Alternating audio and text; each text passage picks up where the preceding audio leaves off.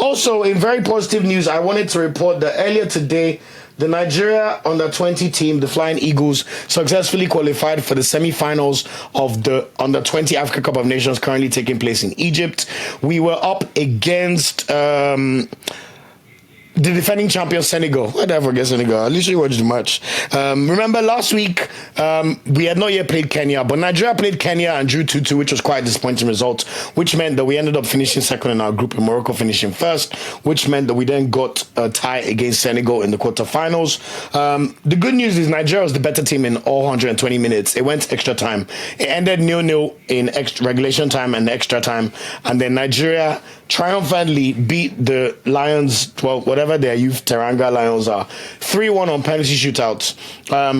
Honestly, it was a masterclass by our goalkeeper. He was fantastic. Like, Nigeria dominated this game. We had 15 shots. We had 7 on target. To be honest, you could see the drop-off in quality compared to, back in my day when we watched Mikel Obi and Tai Taiwo playing the under-20 and Chinedu Obasi Obuke. There's just a lack of quality that's showing. Like, the attackers, their decision-making is mainly where the problem is. You can see they have the physical assets. You could see that they have certain tactical structures and things that work well for them as a team.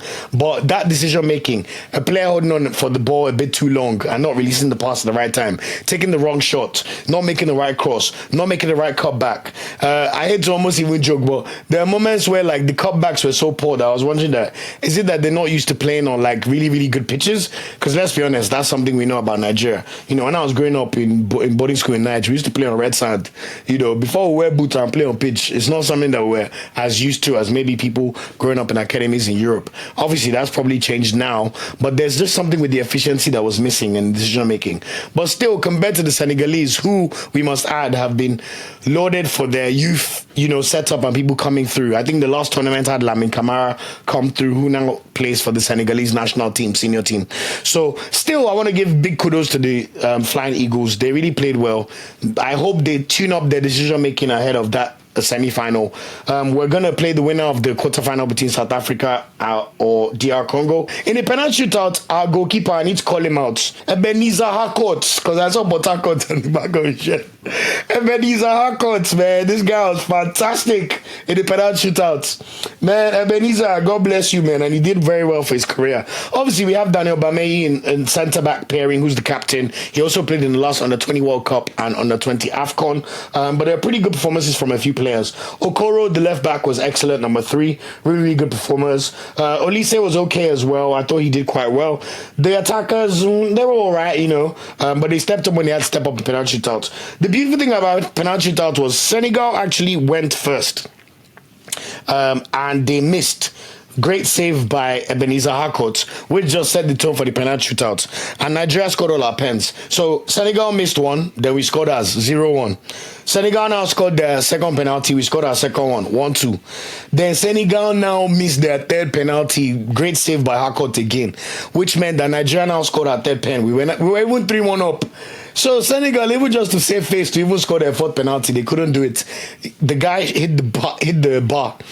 So shout out to Harcourt. Nigeria wins 3-1 and just fantastic scenes. Also, more importantly, it means that these players have now qualified for the Under-20 World Cup taking place later this year in Chile. As you know about Nigeria, one thing we have to call out is because we don't have the right youth structures or grassroots football structures to allow players playing academies and NPFL teams and really benefit and shine, we don't really have a generational foods type of academy, or the ones you see in Mali or in Senegal, for example, or even Ghana, the Right to Dream Academy. We're not quite at that level yet. So what we know with grassroots football is because of our population and our talent in general, players will always do for Nigeria. That one is not a doubt. But under 20 and under 17 seems to be the means by which these players get exposure to either the big leagues in Europe or even exposure for their careers. So I think it's very, very important that the Nigerian Flying Eagles have qualified for the World Cup later this year. We wish them all the best, and hopefully, I don't want to talk about administration problems or those kind of things, but hopefully we'll fix up and put these guys in the best position ahead of the tournament in Chile, where they will hopefully make us proud.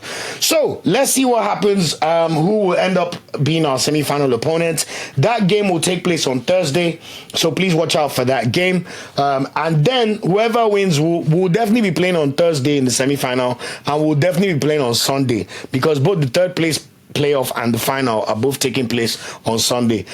Third place is a 4 p.m. kickoff. Final is at 7 p.m. Obviously, we hope Nigeria's in the final, but let's watch this space and see how we do.